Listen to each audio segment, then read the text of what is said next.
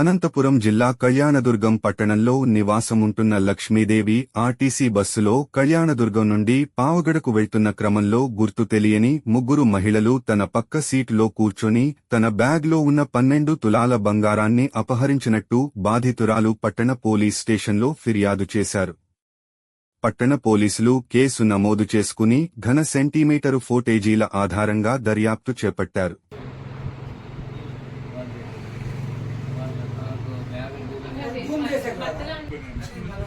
మొత్తం ముగ్గురు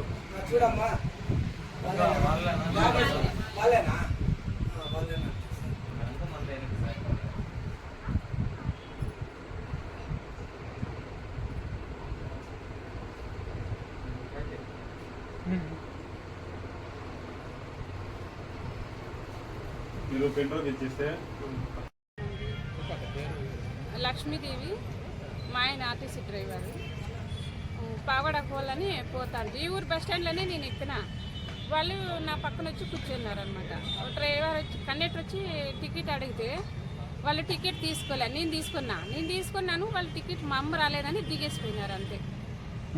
నేను ఇంకా ముందుకు పోయిన తర్వాత చూసుకున్నాను. లేవుట ఏమిట్లో పెట్టిన బంగారం లాంగ్ చైన్ 4 గాజులు ఏమిట్లో పెట్టుకుంటారు. ట్రావెల్ బ్యాగ్స్ పెట్టినా. వాళ్ళు జుప్పు తీసి ఎప్పుడు తీసుకున్నారు నేను చూడలే.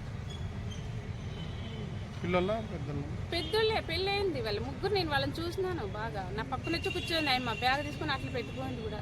ఎంత దూరంలో దిగిపోయారు? వాళ్ళ బస్ స్టాండ్కి దగ్గరలోనే బస్ స్టాండ్ ఇట్లుంటే అట్లా మీకు మీద దిగేసినారు. మా అమ్మ రాలేదని దిగేసినారు ముగ్గురు.